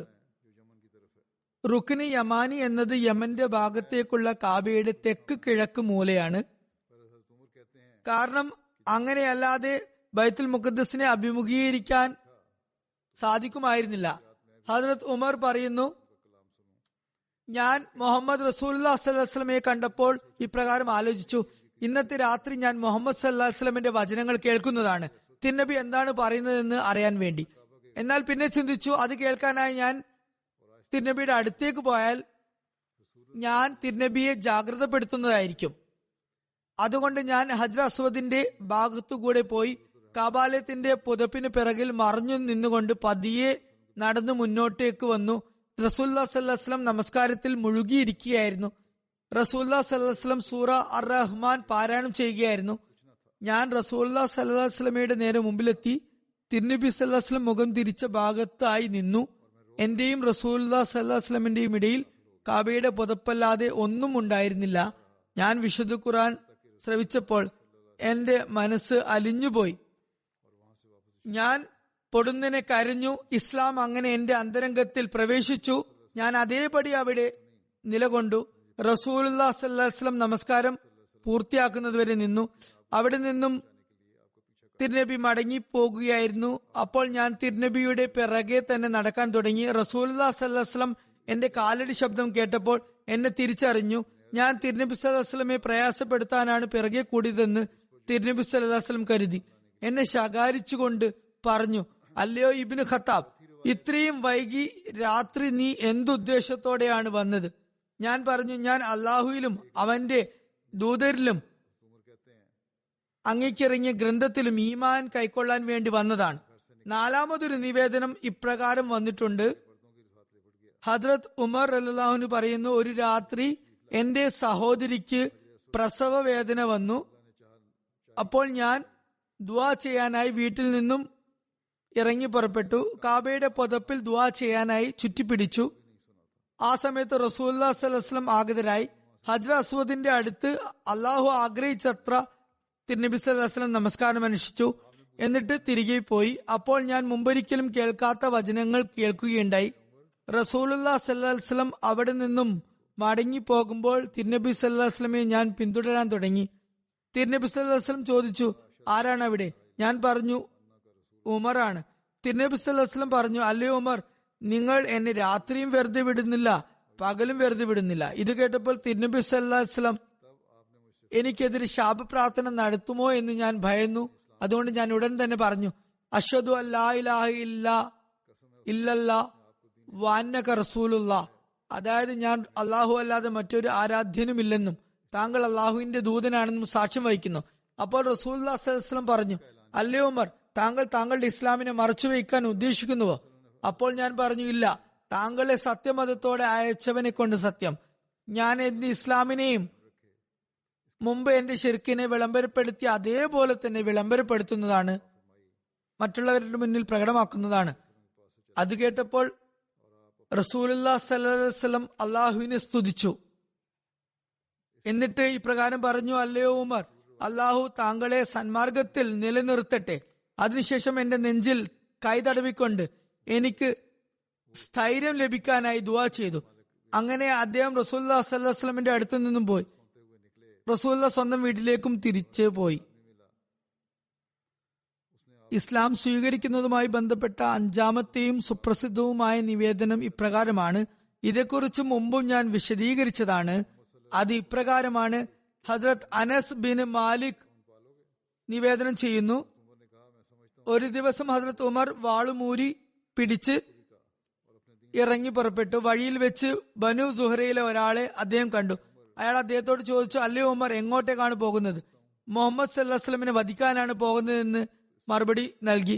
നൗസുബില്ല. അയാൾ പറഞ്ഞു, മുഹമ്മദ് സല്ലല്ലാഹു അലൈഹി വസല്ലമയെ വധിച്ച ശേഷം ബനു സുഹ്രയും ബനു ഹാഷിമും നിങ്ങളെ സമാധാനത്തോടെ വിടുമെന്ന് നിങ്ങൾ കരുതുന്നുണ്ടോ? ഹസ്രത്ത് ഉമർ പറഞ്ഞു, ഞാൻ മനസ്സിലാക്കുന്നത് നിങ്ങൾ സാബികളായി എന്നാണ്, നിങ്ങൾ സ്വമതത്തെ ഉപേക്ഷിച്ചിരിക്കുന്നു എന്നാണ്. ആ വ്യക്തി പറഞ്ഞു, അല്ലയോ ഉമർ, ഞാൻ നിങ്ങളോട് ഇതിലും കൂടുതൽ അമ്പരപ്പുളവാക്കുന്ന ഒരു കാര്യം പറയട്ടെ. ഞങ്ങൾ സാബികളായി എന്നല്ലേ താങ്കൾ പറയുന്നത്? അതിലും വലിയൊരു കാര്യം ഞാൻ പറഞ്ഞു തരാം. നിങ്ങളുടെ സഹോദരിയും ഭർത്താവും രണ്ടുപേരും സാബികളായിരിക്കുന്നു. നിങ്ങൾ നിലകൊള്ളുന്ന മതത്തെ അവർ പിന്തള്ളിയിരിക്കുന്നു. ഇത് കേട്ടപ്പോൾ ഹദരത്ത് ഉമർ രണ്ടുപേരും ശപിച്ചുകൊണ്ട് അവരുടെ വീട്ടിലേക്ക് പോയി. രണ്ടാളോടുമൊപ്പം അവിടെ മുഹാജിരിങ്ങളിൽപ്പെട്ട ഒരു സഹാബി ഖുബാബും ഉണ്ടായിരുന്നു. ഹദരത്ത് ഖബാബിനെ കുറിച്ച് പറഞ്ഞപ്പോൾ ഈ സംഭവം ഞാൻ മുമ്പ് വിവരിച്ചതാണ്. അദ്ദേഹം ഹദരത്ത് ഉമറിന്റെ ശബ്ദം കേട്ടപ്പോൾ വീടിന് ഉൾവശത്തേക്ക് ഒളിച്ചു നിന്നു. ഹദരത്ത് ഉമർ വീട്ടിൽ കയറിയപ്പോൾ ചോദിച്ചു, നിങ്ങൾ എന്തായിരുന്നു വായിക്കുന്നുണ്ടായിരുന്നത്? നിങ്ങളുടെ ശബ്ദം ഞാൻ പുറത്തു കേട്ടു, അതെന്തായിരുന്നു? ആ സമയത്ത് അവർ സൂറ താഹ വായിക്കുകയായിരുന്നു. അവർ പറഞ്ഞു, ഞങ്ങൾ പരസ്പരം സംഭാഷണത്തിൽ ഏർപ്പെട്ടതായിരുന്നു, അല്ലാതെ മറ്റൊന്നുമല്ല. ഹദരത്ത് ഉമർ പറഞ്ഞു, നിങ്ങൾ സ്വന്തം മതത്തിൽ നിന്നും പിന്തിരിഞ്ഞിരിക്കുന്നു എന്ന് ഞാൻ കേൾക്കുന്നല്ലോ. അപ്പോൾ അദ്ദേഹത്തിന്റെ അളിയൻ ചോദിച്ചു, താങ്കൾ എപ്പോഴെങ്കിലും ചിന്തിച്ചു നോക്കിയിട്ടുണ്ടോ? നിങ്ങളുടെ മതത്തിലല്ലാതെ മറ്റേതെങ്കിലും മതത്തിൽ സത്യമുണ്ടെന്ന് വരാം. സത്യമല്ലേ അന്വേഷിക്കേണ്ടത്? അതല്ലേ പറഞ്ഞത്? മറ്റേതെങ്കിലും മതത്തിൽ സത്യമുണ്ടെന്ന് വരാമല്ലോ, അത് ചിന്തിച്ചിട്ടുണ്ടോ? ഇത് കേട്ടപ്പോൾ ഹസ്രത്ത് ഉമർ തന്റെ സഹോദരി ഭർത്താവിനെ പിടിച്ചു വലിച്ചു ശക്തമായി പ്രഹരിച്ചു. അദ്ദേഹത്തിന്റെ സഹോദരി തന്റെ ഭർത്താവിനെ രക്ഷിക്കാനായി മുന്നോട്ട് വന്നു. അപ്പോൾ ഹസ്രത്ത് ഉമർ അവരെയും പ്രഹരിച്ചു. അപ്പോൾ അവരുടെ മുഖത്തു നിന്നും ചോര വാർന്നു. സഹോദരിയുടെ മുഖത്തു നിന്നും ചോര ചിന്തി. അവർ ദേഷ്യത്തോടെ പറഞ്ഞു, അല്ലയോ ഉമർ, സത്യം നിങ്ങളുടെ മതത്തിലല്ല മറ്റേതെങ്കിലും മതത്തിലാണ് ഉള്ളതെങ്കിൽ ഇപ്രകാരം സാക്ഷ്യം വഹിക്കുക, അള്ളാഹു അല്ലാതെ മറ്റൊരു ആരാധ്യനുമില്ല, മുഹമ്മദ് സല്ലല്ലാഹു അലൈഹി വസല്ലം അള്ളാഹുവിന്റെ റസൂലാണ് എന്നും സാക്ഷ്യം വഹിക്കുക. ഹദ്രത്ത് ഉമർ പരിക്ഷീണിതനായപ്പോൾ പറഞ്ഞു, നിങ്ങളുടെ പക്കലുള്ള ഗ്രന്ഥം എനിക്ക് വായിക്കാനായി തരിക, ഞാനത് വായിക്കട്ടെ. ഹദ്രത്ത് ഉമറിന് വായിക്കാൻ അറിയുമായിരുന്നു. അദ്ദേഹത്തിന്റെ സഹോദരി പറഞ്ഞു, നിങ്ങൾ അശുദ്ധനാണ്, അശുദ്ധിയോടെ അത് ആർക്കും തന്നെ സ്പർശിക്കാൻ സാധിക്കുന്നതല്ല, കുളിക്കുക അല്ലെങ്കിൽ വുളു എടുക്കുക. ഹദ്രത്ത് ഉമർ എഴുന്നേറ്റ് പോയി വുളു എടുത്തു വന്നു. എന്നിട്ട് ആ ഗ്രന്ഥം എടുത്ത് വായിക്കാൻ തുടങ്ങി. അത് സൂറ താഹയായിരുന്നു. ഇന്നനി അനല്ലാഹു ലാ ഇലാഹ അന ഫഅബ്ദുനി ഫഅഖിമിസ്സലാത്ത ലിദ്ക്രി എന്ന ആയത്തിലെത്തി ഓതിക്കൊണ്ട്, അതായത് നിശ്ചയമായും ഞാൻ തന്നെയാണ് അള്ളാഹു, എന്നെ കൂടാതെ വേറെ ആരാധനക്കർഹനില്ല, എന്നെ ആരാധിക്കുക, എന്നെ സ്മരിക്കാനായി നമസ്കാരം നിലനിർത്തുക. ഈ ആയത്ത് പാരായണം ചെയ്ത ശേഷം ഹദ്രത്ത് ഉമർ പറഞ്ഞു, എനിക്ക് മുഹമ്മദ് സല്ലല്ലാഹു അലൈഹി വസല്ലം എവിടെയാണെന്ന് പറഞ്ഞു തരിക. ഇത് കേട്ടപ്പോൾ ഹദ്രത്ത് ഖുബാബ് റളിയല്ലാഹു അൻഹുവും വീട്ടിൽ നിന്നും പുറത്തിറങ്ങി. എന്നിട്ട് പറഞ്ഞു, താങ്കൾക്ക് ഒരു സുവാർത്തയുണ്ട്. ഞാൻ ആഗ്രഹിക്കുന്നത് റസൂലുള്ളാഹി സ്വല്ലല്ലാഹു അലൈഹി വസല്ലം വ്യാഴാഴ്ച രാത്രി ചെയ്ത ദുആ താങ്കൾക്ക് വേണ്ടി അള്ളാഹു സ്വീകരിക്കട്ടെ എന്നാണ്. അല്ലാഹുമ്മ ഐസൽ ഇസ്ലാമ ബി ഉമർ ബിൻ ഖത്താബി ഔ ബി അംർ ബിൻ ഹിഷാം എന്ന് റസൂലുള്ളാഹി സ്വല്ലല്ലാഹു അലൈഹി വസല്ലം ദുആ ചെയ്യുകയുണ്ടായി. അതായത്, അള്ളാഹുവെ, ഇസ്ലാമിന് ഉമർ ബിൻ ഖത്താബിനെയോ അല്ലെങ്കിൽ അംർ ബിൻ ഹിഷാമിനെയോ കൊണ്ട് അന്തസ്സേകണമേ. റസൂലുള്ളാഹി സ്വല്ലല്ലാഹു അലൈഹി വസല്ലം അപ്പോൾ സഫാ കുന്നിന്റെ താഴ്വാരത്തുള്ള വീട്ടിലായിരുന്നു. ഹദ്രത്ത് ഉമർ പുറപ്പെട്ടു. അവിടെ എത്തി. അപ്പോൾ ആ വീട്ടിന്റെ വാതിൽക്കൽ ഹദ്രത്ത് ഹംസ, ഹദ്രത്ത് തൽഹ തുടങ്ങിയ റസൂലുള്ളാഹി സ്വല്ലല്ലാഹു അലൈഹി വസല്ലമയുടെ സഹാബകൾ ഉണ്ടായിരുന്നു. ജനങ്ങൾ ഹദ്രത്ത് ഉമറിനെ ഭയക്കുന്നതായി കണ്ടപ്പോൾ ഹദ്രത്ത് ഹംസ പറഞ്ഞു, ശരി, ഇത് ഉമർ ആണല്ലേ, അള്ളാഹു ഇദ്ദേഹത്തിന് നന്മ ഉദ്ദേശിച്ചിട്ടാണ് ഇദ്ദേഹം ഇവിടെ വന്നിട്ടുള്ളതെങ്കിൽ ഇദ്ദേഹം റസൂലുള്ളാഹി സ്വല്ലല്ലാഹു അലൈഹി വസല്ലമയിൽ ഈമാൻ കൈക്കൊണ്ട് ഇസ്ലാമിനെ പിൻപറ്റുന്നതായിരിക്കും. ഇദ്ദേഹത്തിന്റെ ഉദ്ദേശം വേറെ വല്ലതുമാണെങ്കിൽ ഇദ്ദേഹത്തെ നമുക്ക് അനായാസം വധിക്കാനും സാധിക്കുന്നതാണ്. നബി കരീം സല്ലല്ലാഹു അലൈഹി വസല്ലം അപ്പോൾ വീട്ടിനകത്തായിരുന്നു. വഹി ഇറങ്ങിക്കൊണ്ടിരിക്കുന്ന സമയമായിരുന്നു. റസൂലുള്ളാഹി സ്വല്ലല്ലാഹു അലൈഹി വസല്ലം പുറത്തേക്ക് വന്നു. എന്നിട്ട് ഉമറിന്റെ അടുത്ത് വന്നു ഉമറിനെ നെഞ്ചോട് ചേർത്ത് പിടിച്ചുകൊണ്ട് പറഞ്ഞു, അല്ലയോ ഉമർ, അള്ളാഹു വലീദ് ബിൻ മുഗൈറയോട് ചെയ്ത പോലെ നിങ്ങളുടെ മേലും വേദനാജനകമായ ശിക്ഷ ഇറക്കുന്നതുവരെ നിങ്ങൾ ദ്രോഹം അവസാനിപ്പിക്കില്ല എന്നാണോ ഉദ്ദേശിക്കുന്നത്? അള്ളാഹുവെ, ഇത് ഉമർ ബിൻ ഖത്താബാണ്. അള്ളാഹുവെ, ദീനിന് ഉമർ ബിൻ ഖത്താബ് മുഖേന അന്തസ്സേകണമേ. അതിനുശേഷം ഹദ്രത്ത് ഉമർ പറഞ്ഞു, താങ്കൾ അള്ളാഹുവിന്റെ ദൂതനാണെന്ന് ഞാൻ സാക്ഷ്യം വഹിക്കുന്നു. അങ്ങനെ അദ്ദേഹം ഇസ്ലാം ആശ്ലേഷിച്ചു. എന്നിട്ട് പറഞ്ഞു, അല്ലയോ റസൂലുള്ളാഹി സ്വല്ലല്ലാഹു അലൈഹി വസല്ലം ഇസ്ലാമിന്റെ പ്രചാരണത്തിനായി പുറത്തിറങ്ങിയാലും. മാമറും സുഹരിയും നിവേദനം ചെയ്യുന്നു, ഹദ്രത്ത് ഉമർ റസൂലുള്ളാഹി സ്വല്ലല്ലാഹു അലൈഹി വസല്ലം ദാറുൽ അർക്കമിൽ വന്നതിനു ശേഷമാണ് ഇസ്ലാം സ്വീകരിച്ചത്. ദാറുൽ അർക്കമിൽ വെച്ച് ഇസ്ലാം സ്വീകരിച്ച 40-ാമത്തെയോ അല്ലെങ്കിൽ അതിൽ കൂടുതൽ സ്ത്രീ പുരുഷന്മാർക്ക് ശേഷമോ ഇസ്ലാം സ്വീകരിച്ച വ്യക്തിയായിരുന്നു അദ്ദേഹം. ദാറുൽ അർക്കം എന്നത് ഒരു ഭവനവും ഒരു കേന്ദ്രവുമായിരുന്നു. അതൊരു നവ മുസ്ലിം അർക്കം ബിൻ അർക്കമിന്റെ വസതിയായിരുന്നു. മക്കയിൽ നിന്നും കുറച്ച് പുറത്തായിരുന്നു അത് സ്ഥിതി ചെയ്തിരുന്നത്. മുസ്ലിങ്ങൾ അവിടെ ഒത്തുകൂടിയിരുന്നു. മതം പഠിക്കാനും ആരാധനകൾക്കുമായി ഉള്ള ഒരു കേന്ദ്രമായിരുന്നു അത്. അക്കാരണത്താൽ ഇത് ദാറുൽ ഇസ്ലാം എന്ന പേരിലും അറിയപ്പെട്ടു. അത് മക്കയിലെ 3 വർഷക്കാലത്തെ കേന്ദ്രമായിരുന്നു. അവിടെ രഹസ്യമായ നിലയിൽ ആരാധനകൾ നടന്നിരുന്നു. റസൂലുള്ളാഹി സ്വല്ലല്ലാഹു അലൈഹി വസല്ലം അവിടെ സദസ്സുകൾ സംഘടിപ്പിക്കുമായിരുന്നു. പിന്നെ ഹദ്രത്ത് ഉമർ റളിയല്ലാഹു അൻഹു ഇസ്ലാം സ്വീകരിച്ചപ്പോൾ അവർ തുറന്ന നിലയിൽ പുറത്തേക്ക് വരികയും ഇസ്ലാമിനെ പ്രചരിപ്പിക്കുകയും ചെയ്തു. നിവേദനങ്ങളിൽ വന്നിരിക്കുന്നു, ഹദ്രത്ത് ഉമർ ഈ കേന്ദ്രത്തിൽ വെച്ച് ഇസ്ലാം സ്വീകരിച്ച അവസാനത്തെ വ്യക്തിയായിരുന്നു. അദ്ദേഹം ഇസ്ലാം സ്വീകരിച്ചപ്പോൾ മുസ്ലിങ്ങൾക്ക് കൂടുതൽ കരുത്ത് ലഭിച്ചു. അവർ ദാറുൽ അർക്കമിൽ നിന്നും പുറത്തു വന്നുകൊണ്ട് പരസ്യമായ നിലയിൽ തന്നെ തബ്ലീഗ് അഥവാ മതപ്രചരണം തുടങ്ങി. ഹസ്രത്ത് ഉമർ ഇസ്ലാം സ്വീകരിച്ചതുമായി ബന്ധപ്പെട്ട് ഇതേ സംഭവം ചെറിയ വ്യത്യാസത്തോടെ മറ്റൊരു സ്ഥലത്തും നമുക്ക് ലഭിക്കുന്നുണ്ട്. അവിടെ സൂറ താഹയുടെ ആദ്യ വചനങ്ങളാണ് പറയപ്പെട്ടതെങ്കിൽ മറ്റൊരിടത്ത് സൂറ അൽ ഹദീദിന്റെ പ്രാരംഭ വചനങ്ങളാണ് രേഖപ്പെട്ടിരിക്കുന്നത്. ഹസ്രത്ത് ഉമർ തന്റെ സഹോദരിയുടെ ഭവനത്തിൽ വെച്ച് തിലാവത്ത് ചെയ്തു എന്ന് പറയപ്പെടുന്നത്. ആറാമത്തെ നിവേദനവും അദ്ദേഹം ഇസ്ലാം സ്വീകരിച്ചതിനെ കുറിച്ച് ഇപ്രകാരം വന്നിട്ടുണ്ട്. ഹദരത്ത് ഉമർ റളിയല്ലാഹുവിന് നിവേദനം ചെയ്യുന്നു, ഞാൻ ഇസ്ലാം സ്വീകരിക്കുന്നതിന് മുമ്പ് ഹദരത്ത് മുഹമ്മദ് സല്ലല്ലാഹു അലൈഹി വസല്ലമയെ തിരക്കിയിറങ്ങി. ഞാൻ കണ്ടത് എന്നേക്കാൾ മുമ്പ് തിരുനബി സല്ലല്ലാഹു അലൈഹി വസല്ലം പള്ളിയിൽ എത്തിയിരുന്നു. ഞാൻ തിരുനബിയുടെ പിറകിൽ നിന്നു. തിരുനബി സല്ലല്ലാഹു അലൈഹി വസല്ലം സൂറ അൽ-ഹാഖയുടെ തിലാവത്ത് ചെയ്തു. ഞാൻ ഖുർആന്റെ ക്രമീകരണത്തെയും ഘടനയെയും കുറിച്ച് ഓർത്ത് അത്ഭുതപ്പെട്ടു. അപ്പോൾ ഞാൻ ഇപ്രകാരം ആത്മകഥം ചെയ്തു, ദൈവത്താണ്, ഖുറൈശികൾ പറയുന്ന പോലെ ഇദ്ദേഹം കവിയാണല്ലോ. അദ്ദേഹം പറയുന്നു, ഞാൻ അങ്ങനെ ചിന്തിച്ച ഉടൻ തിരുനബി സല്ലല്ലാഹു അലൈഹി വസല്ലം ഇപ്രകാരം ഓതി, ഇന്നഹു ലഖൗലു റസൂലിൻ കരീം വമാ ഹുവ ബിഖൗലി ഷായിർ ഖലീലം മാ തുഅ്മിനൂൻ വമാ ഹുവ ബിഖൗലി ഷായിരിൻ ഖലീലം മാ തുഅ്മിനൂൻ.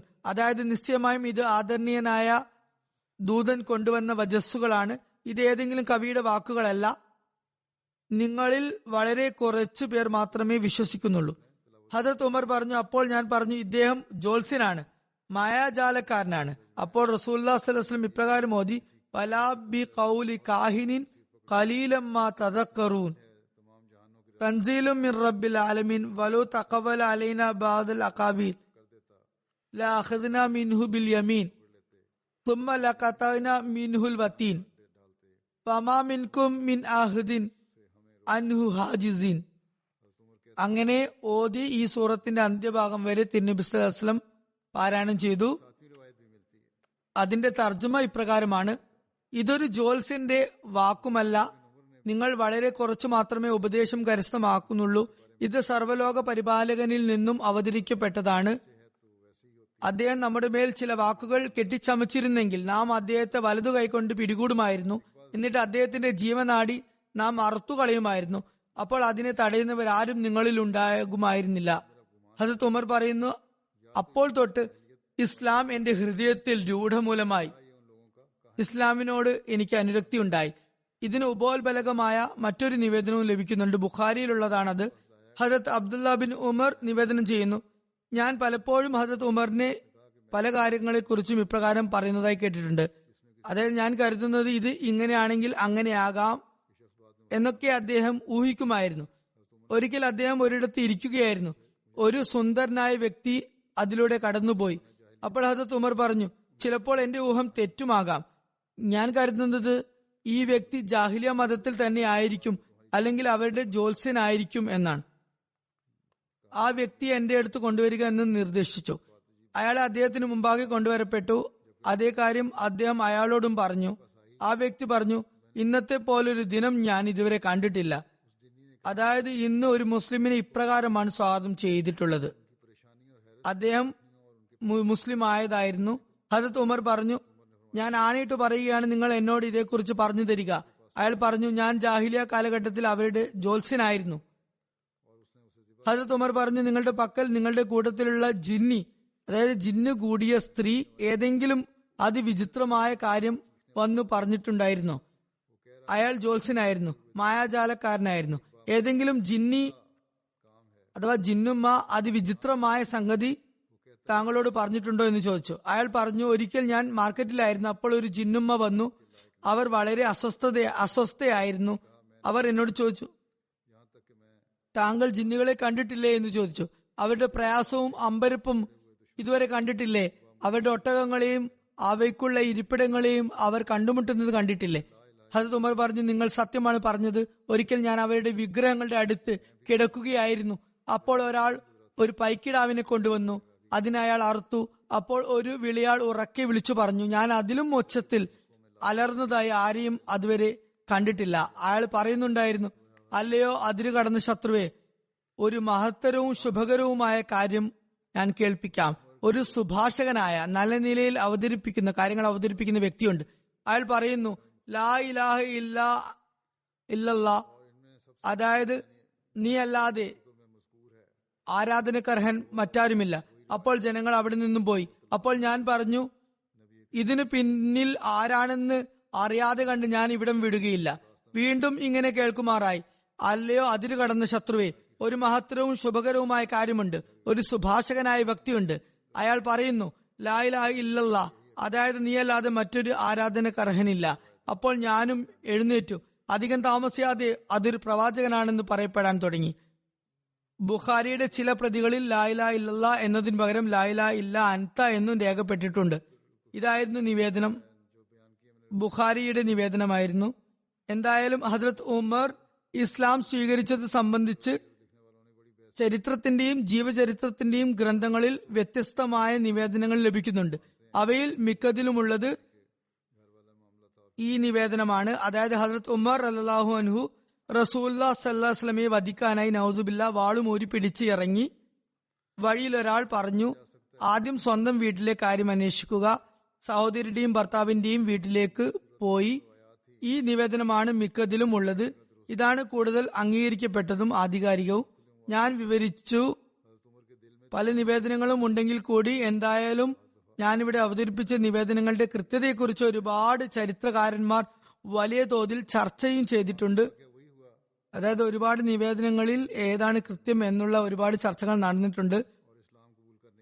എന്തായാലും അദ്ദേഹം തന്റെ സഹോദരിയുടെയും ഭർത്താവിന്റെയും വീട്ടിൽ പോയതും അവിടെ നിന്നും ദാറുൽ അർക്കമിലേക്ക് പോയതുമാണ് നമ്മൾ ശരിയായി അംഗീകരിക്കുന്ന നിവേദനം.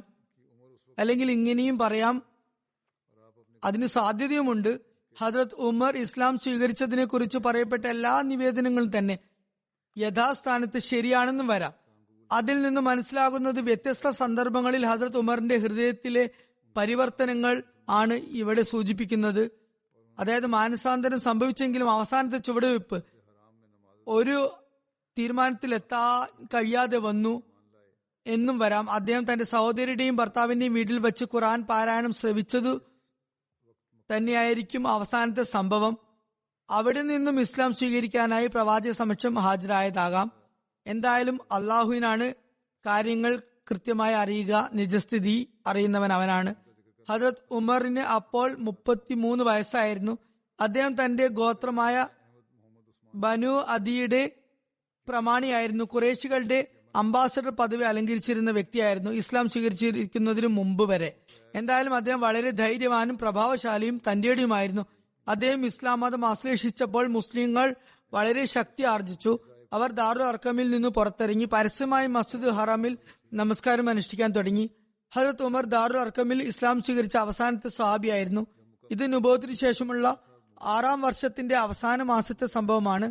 ആ സമയത്ത് മക്കയിൽ മുസ്ലിം പുരുഷന്മാരുടെ എണ്ണം 40 ആയിരുന്നു. ബാക്കി ഇൻഷാ അല്ലാഹ് പിന്നീട് വിവരിക്കുന്നതായിരിക്കും.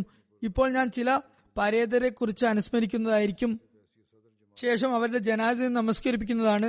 ആദ്യത്തേത് അഹമ്മദ് മുഹമ്മദ് ഷുബൂത്തി സാഹിബിന്റേതാണ്.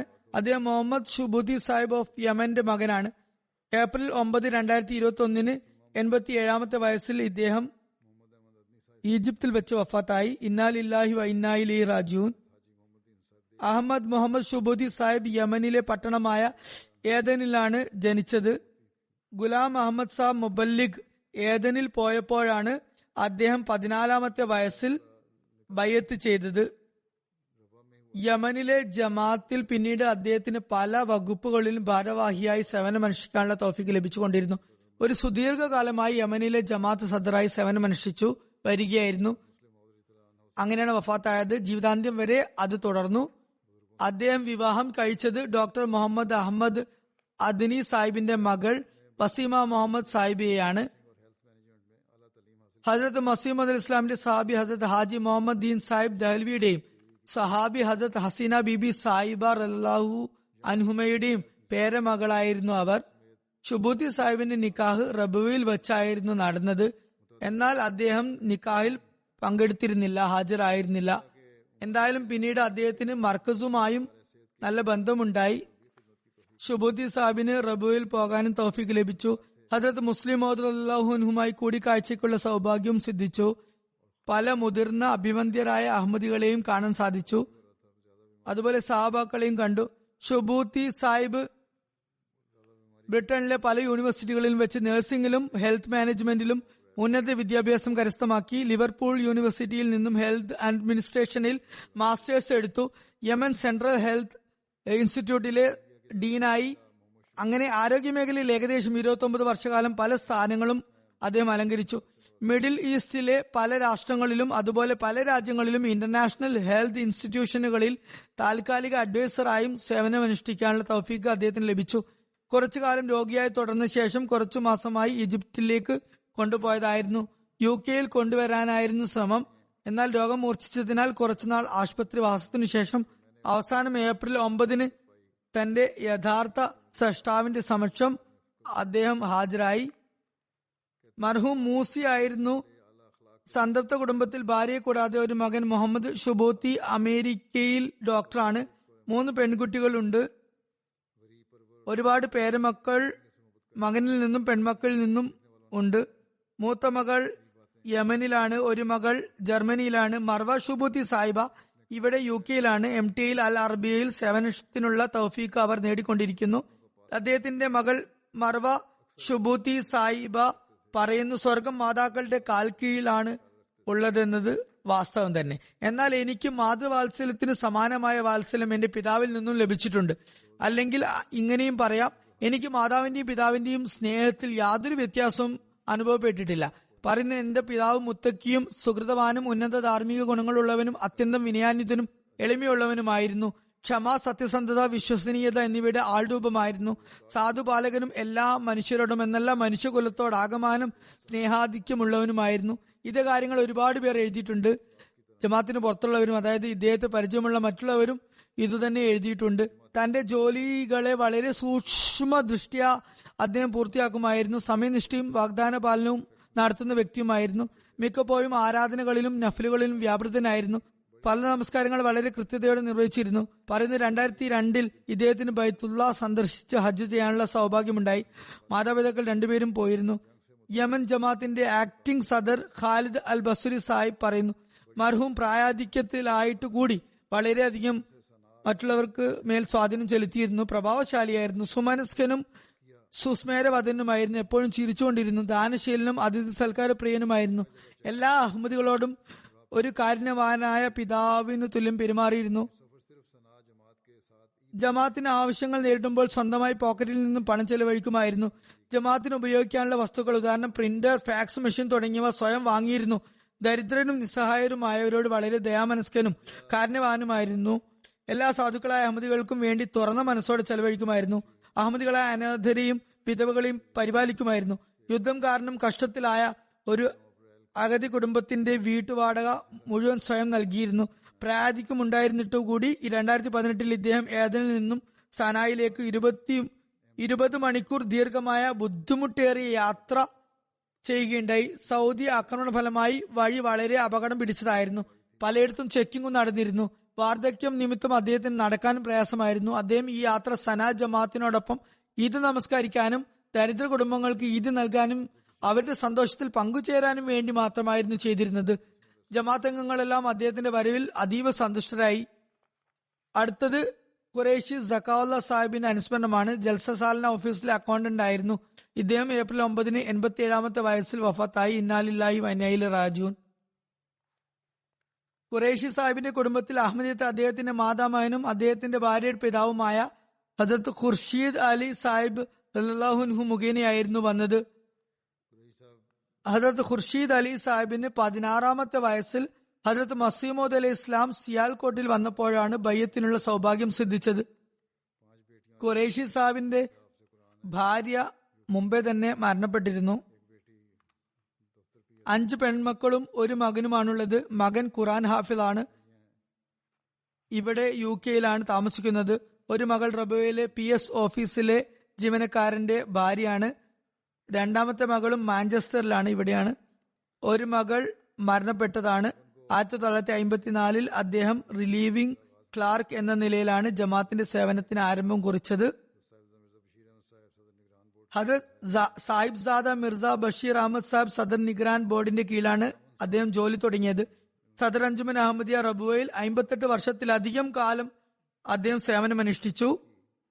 ഇദ്ദേഹത്തിന്റെ മകൻ ഹാഫിദ് ഷംസു സുഹ സാഹിബ് പറയുന്നു, ഹജറത്ത് മിർസ ബഷീർ അഹമ്മദ് സാമിനോടൊപ്പം സേവനം ചെയ്യാൻ ഇദ്ദേഹത്തിന് തൗഫീക്ക് ലഭിച്ചു. ഹജറത്ത് മിയ ബഷീർ അഹമ്മദ് സാഹിബിന്റെ വീട്ടിൽ പോകാറുണ്ടായിരുന്നു. ഒരിക്കൽ തുടക്കത്തിൽ ആദ്യമായി ഹജറത്ത് മിർസ ബഷീർ സാഹിബിന്റെ വീട്ടിൽ പോയപ്പോൾ അദ്ദേഹത്തോട് പറഞ്ഞു ഇരുന്നു കൊള്ളുക. അപ്പോൾ പറഞ്ഞു, ഹജറത്ത് മസീഹ് ഇസ്ലാമിന്റെ മകന് നേർക്ക് നേരെ എനിക്ക് എങ്ങനെ ഇരിക്കാൻ സാധിക്കും? അപ്പോൾ ഹജറത്ത് മിർസ ബഷീർ സാഹിബ് പറഞ്ഞു, അൽ അമ്രു ഫൗക്കൽ അദബ്, അതായത് കൽപ്പന ആദരവിനെയും ബഹുമാനത്തെയും കാൾ കൂടുതൽ പ്രാധാന്യമുള്ളതാണ്. പറയുന്നു, എന്റെ പിതാവ് നിശബ്ദ പ്രകൃതനായിരുന്നു, ശാന്തനായിരുന്നു. 5 നേരം ബാജമാത്തായുള്ള നമസ്കാരത്തിൽ നിഷ്ഠ കാണിച്ചിരുന്നു. അതുകൂടാതെ തഹജ്ജുദ് വളരെ കൃത്യമായി അനുഷ്ഠിച്ചിരുന്നു. മർഹൂമിങ്ങൾക്ക് വേണ്ടി ചന്ത നൽകുമായിരുന്നു. കുടുംബത്തിലെ മുതിർന്നവരെ വീട്ടിൽ താമസിപ്പിച്ച് സേവിക്കുമായിരുന്നു. അതിൽ ചിലർ ഞങ്ങളുടെ വീട്ടിൽ വെച്ച് തന്നെയാണ് വഫാത്തായത്. ഖിലാഫത്തിനോട് ഒരുപാട് വിശ്വസ്തതയും സ്നേഹവുമായിരുന്നു. അത് ഞങ്ങളിലും ഉണ്ടെന്ന് ഉറപ്പു വരുത്താനായി ശ്രമിക്കുമായിരുന്നു. പറയുന്നു, ചെറുപ്പത്തിൽ എന്നെ നമസ്കാരത്തിനായി കൂടെ കൊണ്ടുപോകുമ്പോൾ മിക്കപ്പോഴും വഴിയിൽ വെച്ച് ഇങ്ങനെ പറയുമായിരുന്നു, കാലത്തിന്റെ ഖലീഫ എപ്പോൾ സേവനത്തിനായി വിളിച്ചാലും അതിനായി സദാ സന്നദ്ധനായിരിക്കണം. പല ദരിദ്രരുടെയും സാധു കുടുംബങ്ങളുടെയും ചെലവുകൾ സ്വയം വഹിച്ചിരുന്നു. ഇദ്ദേഹത്തിന്റെ മകൾ അമത്തുസലാം പറയുന്നു, എന്റെ പിതാവ് സ്വന്തം സ്വത്തിൽ നിന്നും വ്യക്തിഗത സ്വത്തിൽ നിന്നും ഒരു കനാൽ പ്ലോട്ട് മഹല്ല നസീറാബാദ് സുൽത്താൻ റബുവയിൽ പള്ളി നിർമ്മാണത്തിനായി സദർ അഞ്ജുമൻ അഹമ്മദിയുടെ പേരിൽ ഇഷ്ടദാനമായി എഴുതി കൊടുത്തു. ഒരു മാസത്തിൽ പൊതുവെ ഖുർആൻ മുഴുവനായും 2 തവണ പാരായണം ചെയ്യുമായിരുന്നു. 5 പെൺമക്കളായിരുന്നു. ഒരു മകനും എല്ലാ മക്കൾക്കും നല്ല വിദ്യാഭ്യാസം നൽകുകയും നല്ല ശിക്ഷണം നൽകുകയും ചെയ്തു. അടുത്ത അനുസ്മരണം മലിക് ഖാലിഖ്ദാദ് സാഹിബ് കാനഡയുടേതാണ്. 85-ാമത്തെ വയസ്സിൽ വഫാത്തായി. ഇന്നാലില്ലാഹി വ ഇന്നാ ഇലൈഹി റാജിഊൻ. ഇദ്ദേഹത്തിന്റെ മാതാമഹൻ ഹജറത്ത് ഷെയ്ഖ് നൂറുദ്ദീൻ സാബ് വ്യവസായി, കാദിയാൻ, ഹജറത്ത് മസീമുദ് അൽ ഇസ്ലാമിന്റെ സഹാബിയായിരുന്നു. അദ്ദേഹത്തിന്റെ പിതാമഹൻ മൗല ദാദ് സാഹിബിന് ഹജറത്ത് ഖലീഫത്തുൽ മസീഹ് ഒന്നാമന്റെ കരങ്ങളിൽ ബയത്ത് ചെയ്തുകൊണ്ട് അഹമ്മദിയത്തിൽ പ്രവേശിക്കാനുള്ള തൗഫീക്ക് ലഭിച്ചു. ഒരു നീണ്ട കാലം കറാച്ചിയിൽ ഹൽക്ക സദറായി സേവനമനുഷ്ഠിക്കാൻ ഇദ്ദേഹത്തിന് തൗഫീക്ക് ലഭിച്ചു. കാനഡയിൽ ധനകാര്യ വകുപ്പിൽ സേവനമനുഷ്ഠിച്ചു വന്നിരുന്നു. നമസ്കാര വ്രതാദി കാര്യങ്ങളിൽ കൃത്യനിഷ്ഠനും അനുകമ്പാലുവും കാരുണ്യവാനും സാധു സംരക്ഷകനും ചെയ്യുകയുണ്ടായി. സൽപ്രകൃതനും ആത്മാർത്ഥനുമായിരുന്നു, വിശ്വസ്തനുമായിരുന്നു.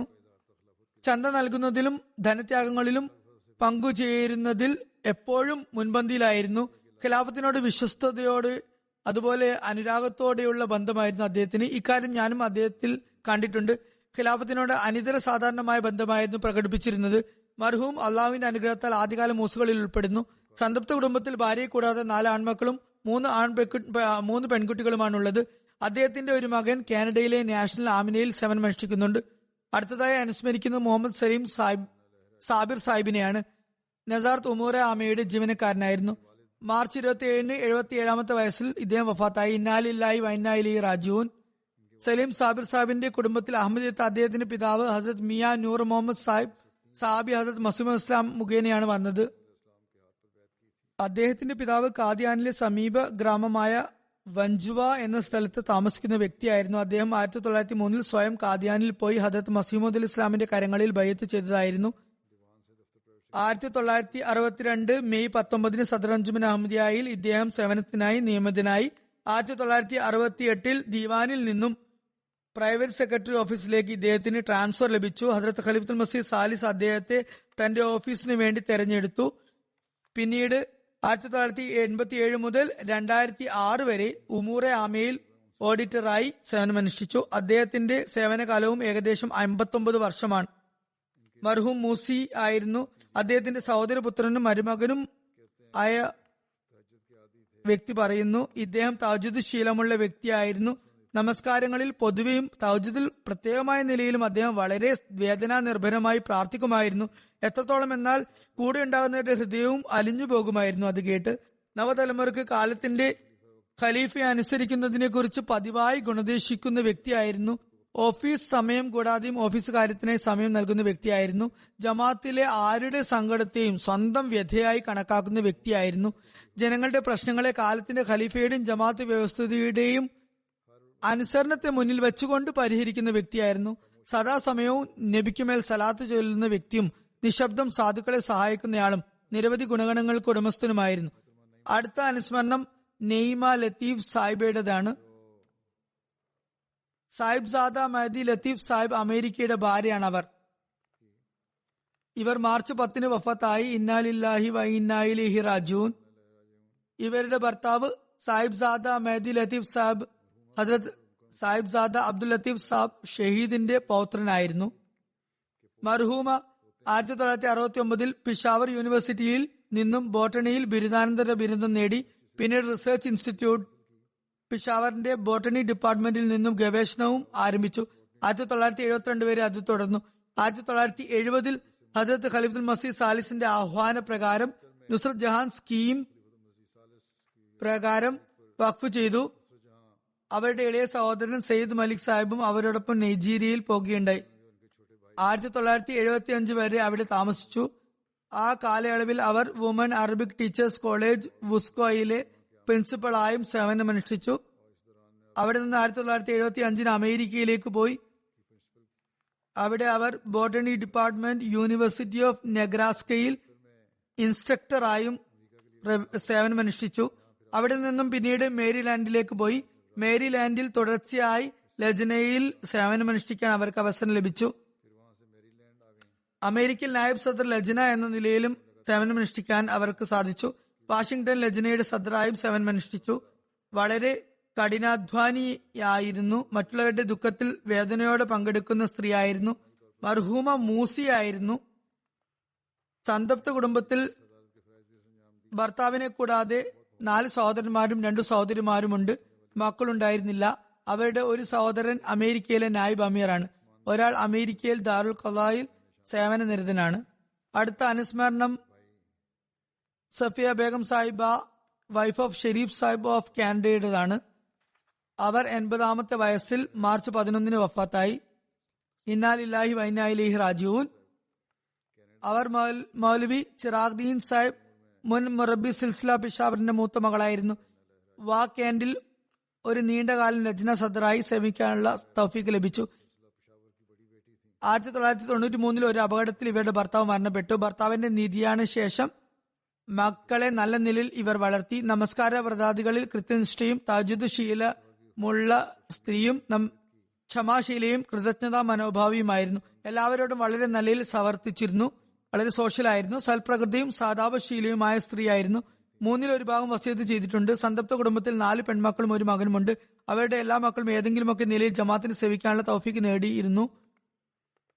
നേടിക്കൊണ്ടിരിക്കുകയാണ്. അള്ളാഹു എല്ലാ മർഹൂമിങ്ങളോടും കാരുണ്യത്തോടും പുറമെയോടും പെരുമാറട്ടെ, പദവികൾ ഉയർത്തുമാറാകട്ടെ.